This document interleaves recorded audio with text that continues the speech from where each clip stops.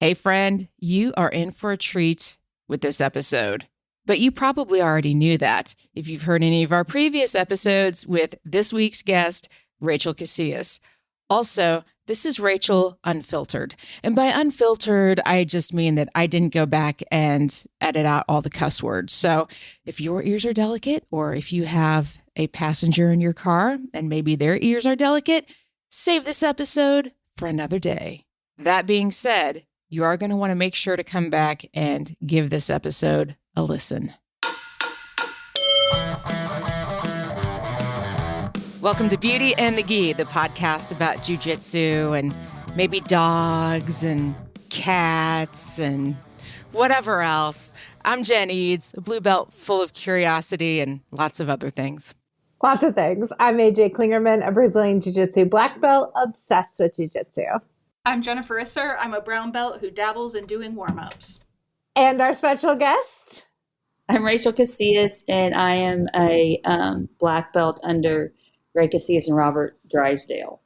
Welcome, Rachel. Thank you. Welcome back for I don't know how many episodes this is now. Yeah, I think I was looking earlier, and I think there's at least 3 interviews and 2 where we do some Q&A at camp. Yeah. But let's be honest, my name gets brought up a lot. So welcome to the Rachel Casias show. We joked one time that I should change my introduction to that I was obsessed with Rachel Casias. I am adorable when I'm not grumpy. When this podcast comes out, it'll be your birthday. So happy birthday. Happy birthday. Thank you. I'll be 45. So there you go. My kids think I'm really old. Crazy. You're only 6 months older than me. So yeah, I get that. Fun. We do have a special announcement that you will be returning to Role Model Camp this year. Yay! Yes. Yay! That did not sound as excited as we are. I'll fix that. One of our students 2 nights ago was like, okay, you don't have to tell me, but is Rachel coming back or no? Did she say she can't do it or is she coming back? Is she not coming? And the way she kept asking enabled me to just keep shaking my head no, so that I wasn't really lying to her, but also wasn't telling her. She's like, can you tell me? Is she coming back? That's what Risser and I say is equivocating. We equivocated. We didn't lie, but we didn't really tell the truth either. So it's fine. It's all fine. Was it Abby? It was low. As long as I'm feeling okay, I will make sure that I'm there. I'm feeling pretty good. They've today being an exception. I'm not having a great day today, but that was because I had to take my medicine. I'd been putting it off for about 4 weeks, and I needed to take it, so I took it yesterday. And so I usually feel a little crappy for a couple of days with it. But other than that, I'm feeling pretty good. So both physically and mentally, and as long as I can still provide a good quality instruction session, then I'll continue to show up to teach. So let's talk about how you're feeling a little bit. Because, a couple of years ago, we thought it would be your last camp. You weren't feeling well. You weren't at your best. And you were like, I think this is my last one. And then you started improving and feeling better. So can you tell us a little bit about what's changed? Also, can you go back and catch us up if somebody's new to the podcast and let them know what's going on? First of all, on a funny side story, my daughter plays travel club volleyball, which is basically a name for really expensive sports team thing. Anyway, we're looking at doing nationals, which is in June in Orlando, and her team's pretty good. And the coach wanted to put together someone be a team mom to work at getting the hotel bookings together, all this stuff, whatever. And I just chimed in and said, hey, we go to Orlando a lot for tournaments. These are some ideas of places to stay, and it can be done affordably. I mean, it can be done high end, of course, going to Disney, but it can be done affordably. And then one of the other moms is like, oh, I think we found our team mom. And I was like, oh, fuck no. I was like, first of all, I'm not supposed to. I was like, no. And then I put just FYI, I forget things. If you know, you know. And then one lady's like, oh, we all forget things. And then the other ladies who know that I have a condition are like, no. Let's not start making fun of the Alzheimer's patients. Not like that. Not like that, bro. Anyway, it was funny. I just sat back and let it burn. It was hilarious. Wait, which dog is that? That is Peppermint, the Yorkie. I put the other two are outside. I figured she might be calm, but that's how this morning's gone. So anyway, I'll just talk about what my diagnosis is so people have an idea. I was diagnosed the end of 2020, beginning of 2021, middle of 2021, because there was a lot of testing with major neurodegenerative disorder caused by young onset Alzheimer's. It's a long version of saying that I have Alzheimer's and I'm young when they diagnosed it. And I've had some rough months with it towards the beginning, and then also the year afterwards, the first year afterwards.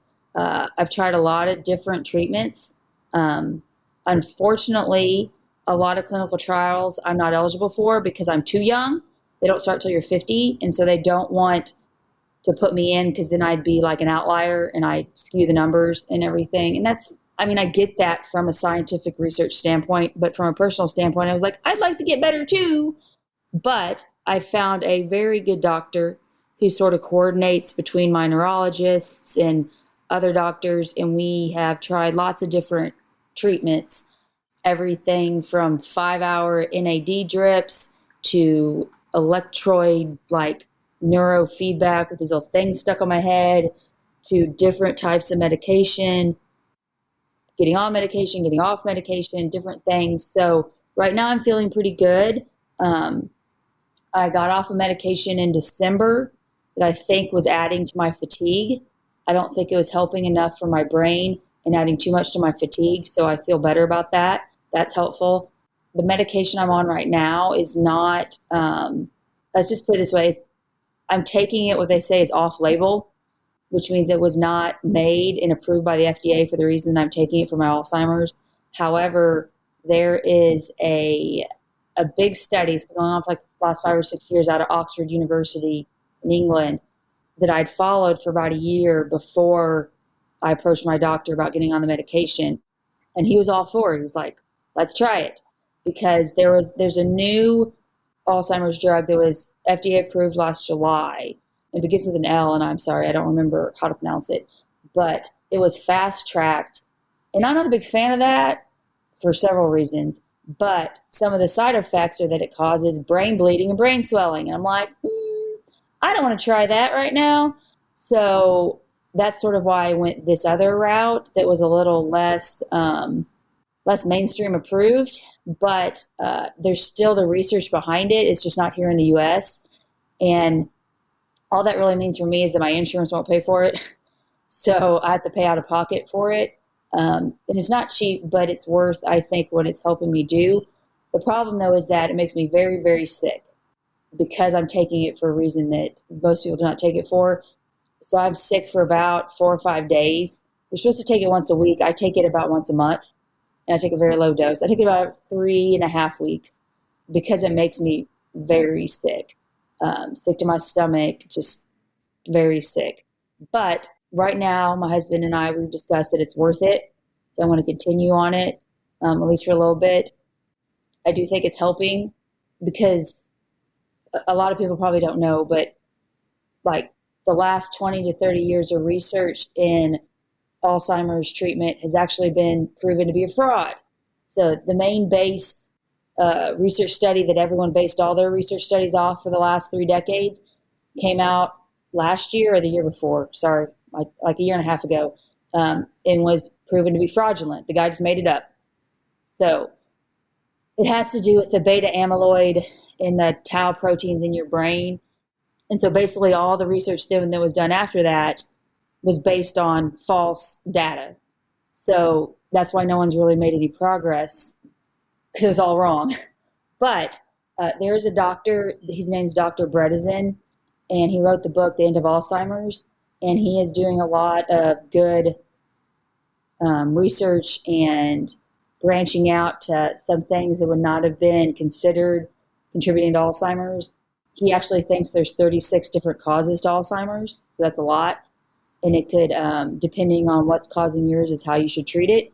So it's not really a one fix thing for everybody. But if anyone's listening and wants more information about it, I would follow Dr. Bredesen. I do follow him. I've read his books. I go down the rabbit holes that he posts about. It has a lot to do with people's diets. The funny thing is it's not necessarily the bad things that I had in my diet, but my diet wasn't great to begin with.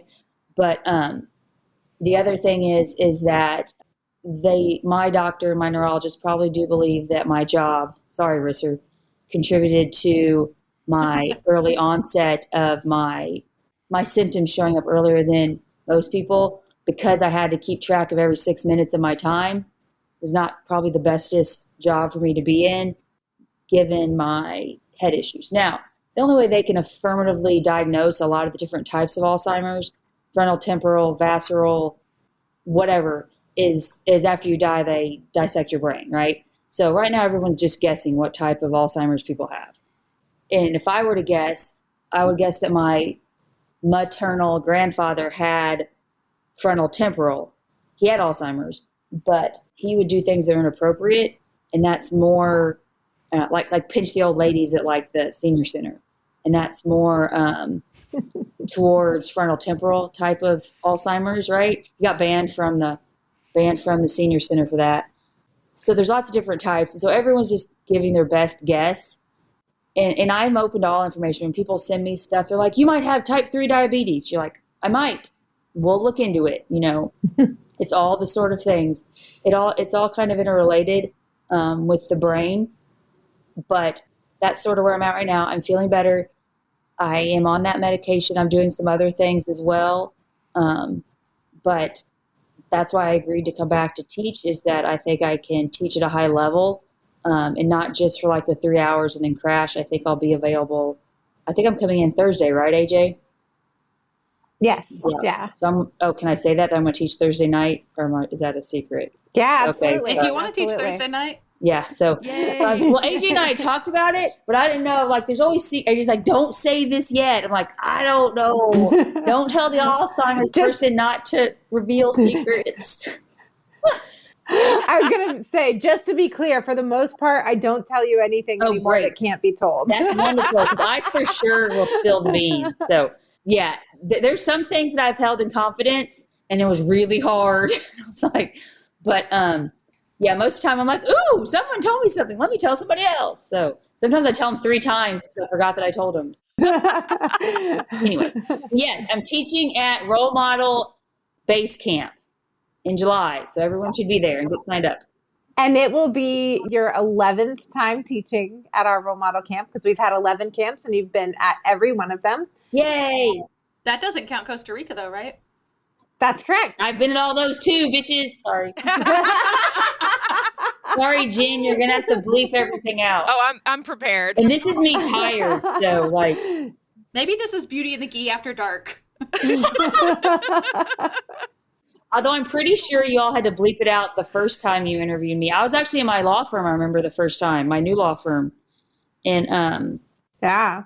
And I remember I was waiting for you to ask me what my favorite color was, because you'd asked all the other instructors. I think I was the last instructor. And you didn't ask me, and I was very sad. And then I just was like, my favorite color is chartreuse. It's not chartreuse, but I just wanted to say that. And you wanted me to have to spell it because we were like dropping clues. Yes. And you. Yeah, that's what it was. I'm pretty sure I was just being a dick. I was like, what's something that no one. Such a brat. Yeah, I know. It's fun. Talking about Costa Rica, tell us what your favorite part about teaching at the Costa Rica camp is. Oh, I love Costa Rica. I like meeting the new people from like everywhere. We had people from Hawaii. We have people from Canada. It's great. But I'm not going to lie. My favorite part is the kids' classes. I really enjoy teaching the kids' classes there and helping. I wouldn't say teaching. I enjoy helping with the kids' classes because I don't speak any Spanish. I love that part of it. And I also like that we do things outside of the gym together as a group. That's fun. Like the first year I was not able to do a lot of the excursions or the activities with you all because I would sleep in between sessions. We did a lot of 2-a-days that year, and I had to rest in between sessions.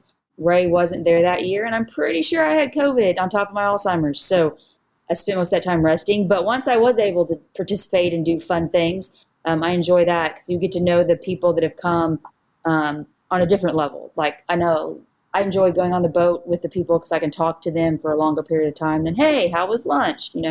Sorry you got ghee burned. So it's good to get to know people. I think, really, really getting to know them deep. yeah, right. So I'm glad that I think a lot of them are coming to base camp, at least the women, of course, this year that I talked to. So yeah, I think all of the women that were in Costa Rica are going to be at base camp. So Have a nice little that's reunion. awesome. yay. Exactly. Are we supposed to wear our rash guards? We should. I'm not sure. We'll we haven't see. planned out the. I do what I want anyway, so it's fine. Maybe that's Thursday night. Yes. Yeah. Oh, I love that. Because then Thursday night, our guys could wear them too, and they'd like that. Yes. They feel bad when they're not included. They do. Poor guys. Welcome to the last 100 years of our life as women. Yeah. So what's your favorite part about teaching at our base camp? Oh, usually the fear in all the new people's eyes because they've heard stuff and they're waiting for my session. That's always fun. I have been warning people that What? Mean Rachel's back. Me and Rachel. Well, yeah. So that's the other thing. Now that I got off this one medicine, and it was a running joke that like my girls would be like, Rachel, Alzheimer's made her nicer, like kinder, gentler. And I don't know if it was the Alzheimer's or if it was just the fatigue or this medicine, the one medicine they had me on. Because I wouldn't say I was not, I would say I was ambivalent. I was just like, meh, all right, which is not a good way to be one way or the other. But yeah, I got off this medicine in like December and old Rachel has come roaring back. So much so that Ray is like, you've got to be less confrontational. I'm like, no, I don't. It's who I am. So it is. Wait, do I need to rethink my going to the intensive? No, you should absolutely not rethink going to intensives are going to be fun anyway. Okay.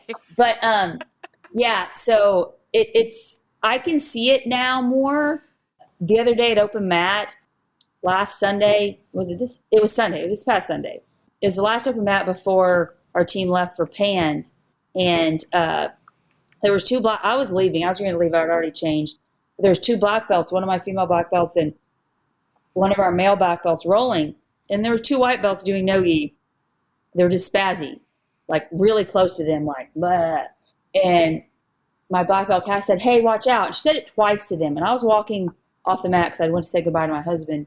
And she said it twice, and I heard it. Like, so, and I wasn't super close. And they didn't. They kept just like, bleh, like rolling and getting real close like they were going to kick him in the head. And so I lost my shit. I was like, hey, like I yelled.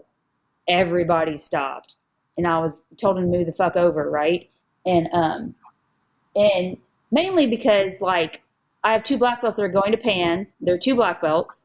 Like, we abide by the rule, like, hey, if you're a low belt, move out of the way. Unless you're, in a crazy position and the other people, like, black belts are just dicking around, right? We'll move. I move for people all the time. But these 2 clearly weren't. And apparently I was loud enough to where everybody stopped. But so then afterwards, Ray was like, you shouldn't have yelled. I was like, no. It's like they didn't listen when it was said in a normal tone of voice. They sure as hell did listen when I said it in my loud voice, and they moved. So there's nothing wrong with the way I presented it. I was not an ass about it. I did not cuss at them. I just said it loudly and assertively, and people get grumpy about that. And Ray was like, oh, God, she's back. I was like, Yep, I'm back. Guess who's back? Right. Back again. Exactly. So. I distracted us from the original question, which was, what do you like most about teaching at base camp? Other than the fear of the people, I love seeing the same people like that I've seen over the years. That's always fun. And I like seeing the other instructors. I'm not going to lie. I like being there to see everyone else teach. I always learn something, whether it's the way they deliver a technique, whether it's a warm-up they do or their philosophy on a position or jiu-jitsu in general. I really enjoy that. I don't think enough upper belts put themselves in a position to learn. And I think that is to their detriment. So I enjoy going and being a student. I attend every session. every technique session and every, I really try to be at every of the workshops. There was a couple years, I think I had to take a nap in the afternoon on that Friday, but I don't think I'll have to this year. I don't remember if I had to last year, but I really try to make sure that I show up for all those sessions for people, because that's important. I think you're right. I think a lot of upper belts, I don't know if it's ego or, like, do they feel like they know things they don't have to learn, or if they're embarrassed that they don't know the things.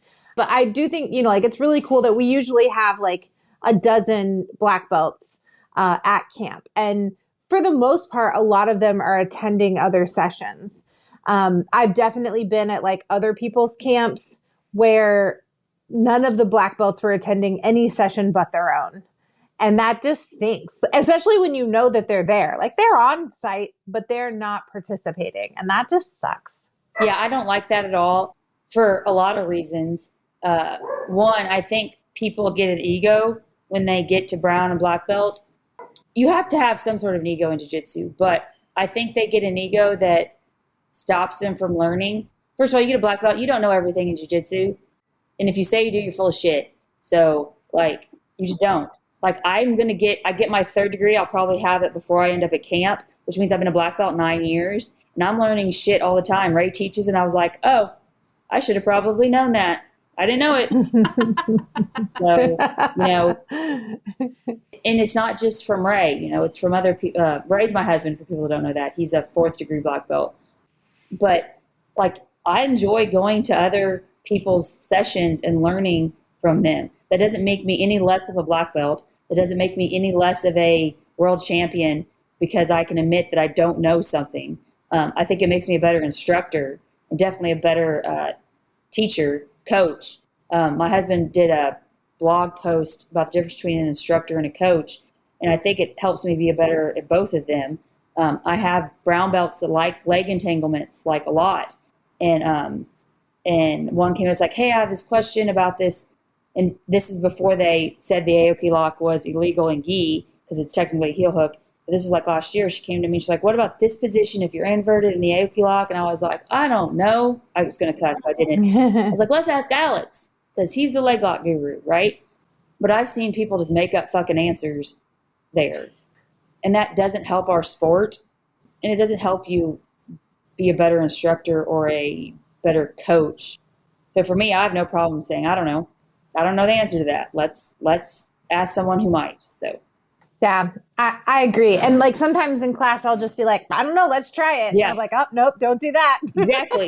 That didn't go well. Exactly. Like, I think we had a little bit of that at camp in Costa Rica. I think someone asked me, he's like, why wouldn't you go there? And I was like, let's see. And they're like, nope, she just got choked. That's not the way I would roll.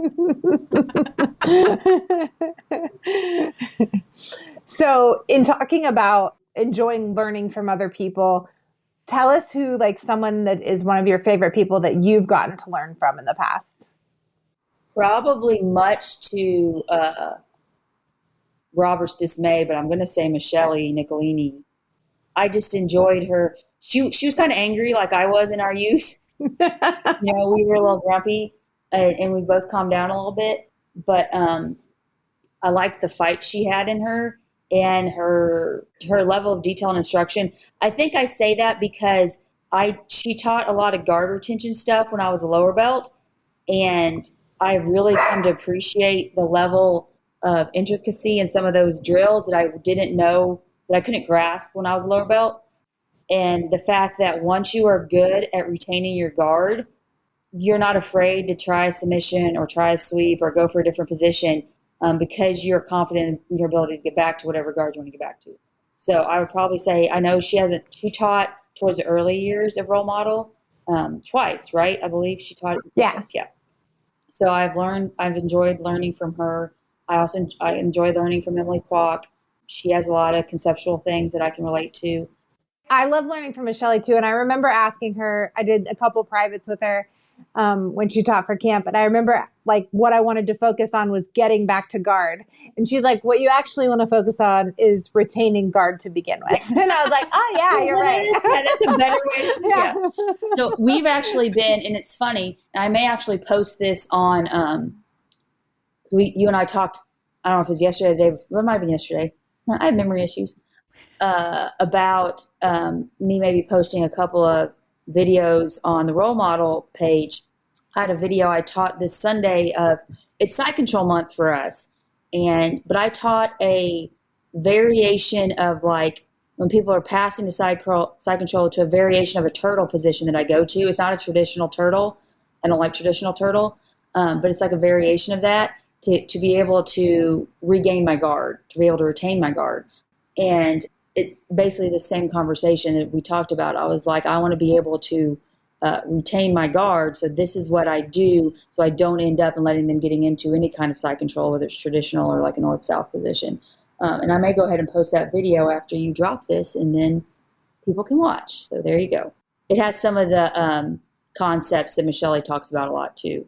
Is there anyone that has either like changed the way you taught or like really added something where you're like, I really like how they do this, and not just like how they teach a move? Okay, so now it's going to sound super cheesy, but Ray has changed the way I've taught a lot. He has he teaches a lot. Like he trains the Special Forces 5th Group up at Fort Campbell. So he trains like very elite soldiers in the mornings to teaching the 3 to 5 year olds and the adults in the evenings in jiu-jitsu. So he does a lot of teaching. And I think that has given him the opportunity to learn a very unique skill set to convey information in a way that makes people learn easier, but also doesn't insult them. So I have worked really, and still sometimes I'm not good at it, but I've worked on my delivery of my information instead of being so angry or grumpy about it. Sometimes being like, why can't you figure this out? To having a better delivery about it. Because then I remember there was days when I couldn't figure it out either. His delivery and approach to teaching, and he teaches very small details, and he doesn't overwhelm people with the amount of knowledge. Like, especially just in a regular class, he is good about knowing exactly how much he can teach so it's beneficial. And then on the next class, like the next D class or whatever, he'll add to that. We revisit what we did, and then we add to it just enough to where you're still getting the technique and the drills, but you're still learning something new in that session. So I would say, and to be honest, he's the person that I take the most classes from. So it's easiest the person I've learned the most from. I love that. What's something people might not know about you? That's funny. We've done a lot of these, so I figure everyone knows I hate purple hair. Favorite color, chartreuse. Yeah, right. Miss Salisbury steak. Oh, yes. That came out early on in the years. Let's see. Something people don't know about me. I'm actually very domestic. I like baking. I make banana bread and cookies and all that kind of stuff. I just don't really share that much with people. I am a hardcore holiday decorator. So like you come to my house at Christmas, it's going to look like someone threw up Christmas. Like it is, I am intense, not just like inside, outside, all the rooms. So, yeah, I like my holiday decor, much to the dismay of not so much Ray anymore because I make Alex pull all of it out of the attic and stuff. So, but yeah. I love the holiday decor. Yes, I love all of that. The giant tree. Yes, all the things I just love all of it. And I think I get that from my mom. She was always a big holiday decorator. And it's not something most people would think of me if they met me in person, because I don't seem like that type. But I definitely got it from my mom, and I embrace it wholeheartedly. So, also former cheerleader. Yes. Marine. So that's funny. My daughter, so I was a hardcore cheerleader, like not just, I was on the cheerleading squad. Like I was intense about it. It's probably where I got my voice. Everyone thinks I got my voice, like my commanding voice in the Marine Corps. I think I had it from cheerleading. My daughter tried out, so she's very much into volleyball. She plays school volleyball and she plays club volleyball, travel club volleyball. That's a lot. School volleyball is like in the fall, and then travel club starts like in January. But there's like a 2 or 3 month window there where she wasn't doing anything this year.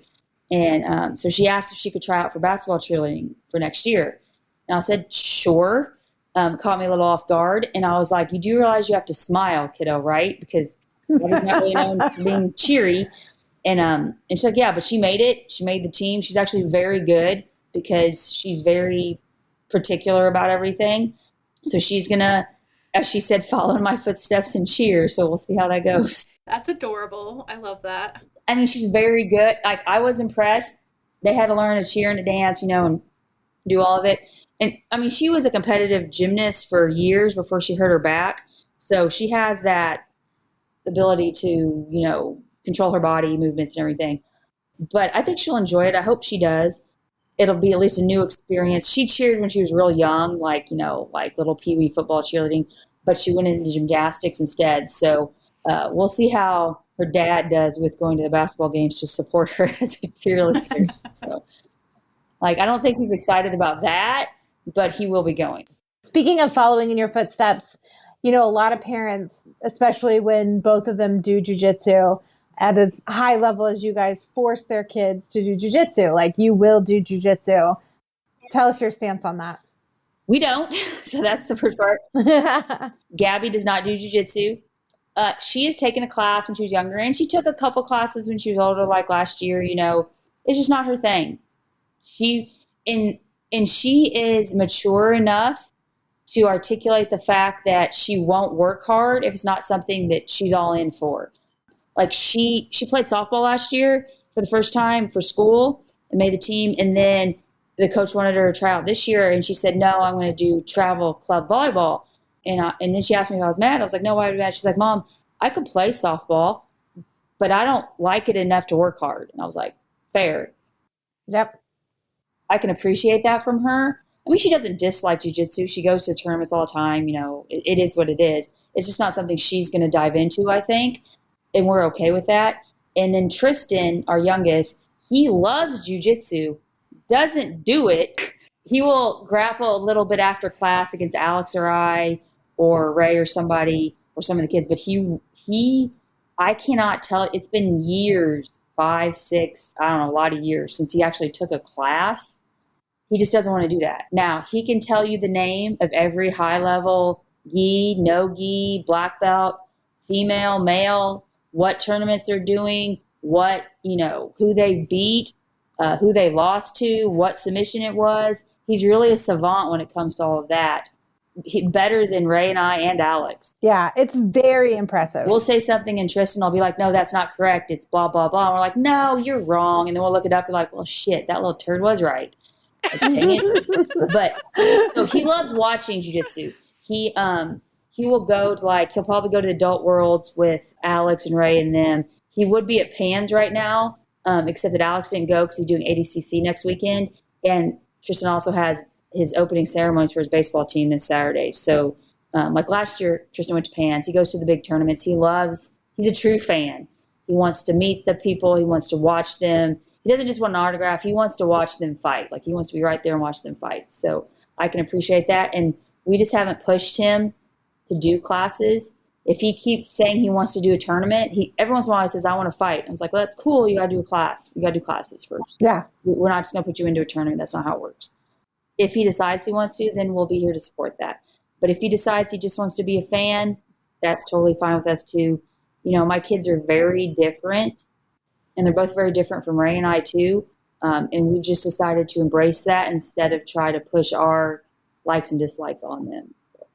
Tristan will also tell you if you lose a match that your jiu-jitsu is trash. So just be prepared. If you think that I am straightforward and a little direct, Tristan is worse. He has told Angelina and Shayna that their jiu-jitsu is garbage, and that's why they haven't won certain things. So, or that somebody craps the bed. Oh, yeah. So-and-so shit the bed. Yeah. Oh, yeah. He has told people that I have said that. Oh, yeah. It's great. So you have to watch what you say around him, because he will go and snitch you out in a heartbeat. And just enjoy the fallout from it and watch. I'm pretty sure he probably gets that from me, because I like to stir the pot. I refer to it as being direct and confrontational and not being passive aggressive. Tristan just likes to see where it all falls out. So it's fine. Just make sure you watch your mouth, which you say around Chubbs, because he'll repeat it. So. Just talking a brief moment about PANS. This is your first year not going to PANS in a long time. How are you feeling about that? Oh, so there's a lot of emotions with that. Well, let's put it this way. Let's start with this. The reason I'm not at PANS right now and not competing is that Gabby has travel club volleyball this weekend. It's an away tournament, so we're traveling to Gatlinburg. And I want to watch her play. I enjoy watching her play volleyball. And it was just not going to work out. I looked at, if I was going to fight on Friday, could I get a flight back and then get to Gatlinburg? But I might have fought on Saturday. The pre-schedule is never certain. And I just decided that it wasn't worth it, that I would take Gabby to volleyball. I have had some ups and downs with it. I've been pretty okay up until like this weekend. Yeah. I think it means a lot to me because the last 10 years, I've competed the last 10 years. The last time I did not compete at the PANS, Tristan was in my stomach. So he's 10. I've won the last 10 years. Last year sucked because the girl wouldn't fight me, but it is what it is. So I had a good streak. I had a good streak going. But I reminded myself that everything comes to an end. And at least I get to make the decision on my terms. It wasn't on my Alzheimer's terms. I could have fought this year. I wanted to fight this year. I'm going to be doing some local tournaments. I think I'm going to do National Open. So that'll be in about a month or 3 weeks or something like that. But I've been okay with it. I've come to terms with it until everyone realized this week that I wasn't going. And everyone's asking, well, that sucks. Why aren't you going? I'm like, yeah, can we not bring it up? Like, say it that way? Yeah, helpful. I'm choosing to be thanks. happy that I'm spending the weekend watching my daughter do something that she loves to do versus me not doing a tournament that I've enjoyed for over a decade. And literally the only reason I haven't done, since I started doing jiu-jitsu, my first PANS was 2000. That's not when I started jiu-jitsu, but my first PANS was in 2009. And the only time I've missed PANS is when I've been pregnant. I was pregnant in March with both Gabby and Tristan. So the years that I was pregnant, I missed those PANS. But other than that, I haven't missed a PANS since then. But it's a new season in life, and that's just how it works. So I know that I think it was a easy decision or fairly easy decision for you at first because you were like, I'm doing this for Gabby. I know it's been harder as, it got closer and the weekend of and everything. But like, I think all in all, like, it's just another thing that makes you a role model. You have to put things in perspective. And for me, it was like, yeah, I could go. And of course, I don't go just to show up. I'm not going just to get a medal. I'm going to win. Like, I want to win. I'm not that's who I am, especially at this tournament. But the value that I would put on winning it again, and I've been fortunate enough, I've won it 11 times, right? And the value added to that was not worth what I'd miss for the weekend with Gabby. I mean, 11, 12. After you win and one, like, don't get me wrong, I love winning the PANS. It's a great experience. But I will say, after you've done it a couple of times, you're like, okay, well, what's the next challenge, right? And that's not saying that I won't continue to go back to compete as long as I'm able to, as long as my Alzheimer's is under control. Next year I'm Master 4. So, bring on all us old ladies, right? But yeah, because the past like 2 or 3 years, all these new people are coming into Master 3, and I'm like, where did y'all come from? I'm like, oh, you're 40, that's why. Yeah, so it was an easy decision, like you said, and it was a priority for me was my children at this point. And I will say, when I competed, when I was a lower belt, or not even a lower belt, but just the years before, they probably got the short end of the stick on that. And that's something that I do regret, but I can make choices now that fix that. And this choice was an easy choice to make. This week is harder because I'm getting messages, you're not here, like people from other teams and everything, Yeah. you're not fighting. They're like, I saw Ray, where are you? Sort of things. And I was like, I am at home with Gabby. And they're like, well, that sucks. I'm like, it doesn't, but I appreciate you pointing. I get it because they're in the heart of their competing stage, and that's okay. Every season comes to an end, and that may just Ray likes. Whenever I say that, he's like, you're not done competing. I'm like, I don't think I'm done competing, but I may be done chasing those dreams for a while. Yeah. And maybe just done for now, putting it first. Yeah. It's not going to, Ray, of course, was like, you go and I'll stay and I'll take Gabby. I was like, absolutely not. I'm a good coach. Ray's a much better coach than I am. And he needs to be there for the whole team. I have no problem saying that. And he actually ended up registering and he's going to fight on Saturday, which is exciting because he said he wasn't competing at all this year. Yeah, we wondered about that. But he's worse than I am. He's like, I'm going to, literally a week ago, the day before, he registered the last day the Pans was open. So I'm going to fight. I'm going to be there. We're only taking 10. Usually we take 15, 17 between our gym, but we're only taking 10. And he's like, they're all spread out. So I'll be able to fight and not have to, coach 12 that day. I was like, that's good. So he's going to fight, which I'm excited about. It'll be his first match as Master 5. So we'll see how that goes. But he's in great shape. Other than he didn't step on a scale until Tuesday morning. They're going to fly out. He hadn't stepped on a scale at all. I was like, we should check your weight. Yeah. And he was under when he was wearing his light gi. So he's fine. But that would have drove me bananas. That's just not who I am. I'm a person that prepares for things. And Ray's parents we're just going to wing it. All right, cool. All right. Well, we have definitely taken a lot of your time today. But mainly because I couldn't figure out how to use the Chrome thing and and how to get on the podcast. So sorry about that, ladies. It's just fine. I was having my own technical issues. This is why I had an assistant and a paralegal when I practiced law, because technology is not my strong suit.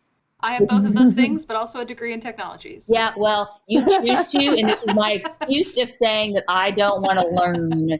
So now I can just blame it on my Alzheimer's. Before I was just like, oh, I don't know. Now I'm like, yeah, I'm a lady. I don't know how to use technology.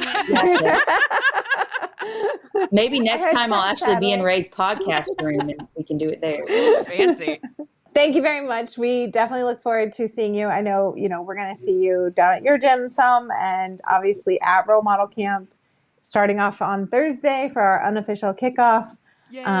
It'll be all camp instructors that night. So yay. I'm really excited about that. Yeah. That's fun. So, more details to come.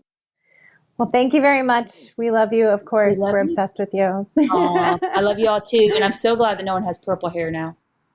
Well, we'll see. Maybe. For now. I thought you were growing it out. I could still do it purple. Okay. Just for you. I thought we were past this phase in our life. So it's not a phase, Mom. The purple hair. Hey, dude, I took the short haircut in stride, bro. You did. I called you ahead of time. You did. You warned me before you got to my gym the next day, but I took it in stride. I was like, I love it. You look great. You always look great, AJ. So it was never that. It's just, I'm just not a purple hair person. You can ask any of my girls, not a purple hair person. At one point, it was short and purple, and Rachel almost died. Oh, brain's just short circuiting. I was like, no. But I love your hair. You should get me to say that on camera and put it as your ringer for me. I love your hair. Say it. Okay, you want me to say it now? Time. I love your hair. I'll feel so good every time you call. Where can they find us? Oh, they can find us at Beauty and the Geek Podcast on Instagram, and I'm hanging out there at Brassy Broad Jen and on TikTok, as long as we can still get on TikTok. I'm AJ Klingerman everywhere you go, except TikTok, where I'm roll_model. I'm JRiz in the his on Instagram. I did not know that was your Instagram. I am never on social media, but I basically the only thing I'm on is Facebook, Rachel Morrison Casias. You can find me. Apparently I have an Instagram, but I've never been on it. So I actually think you might have two. I think I do, but I didn't make either one of those, I promise you, and I have no idea how to access them. So if you need me, I'm where the old people are on Facebook, and you can send me a message. Or you can find AJ, and she'll contact me. So. Yeah. So we'll see everyone at camp. Thanks for listening, and we'll see you on the mat.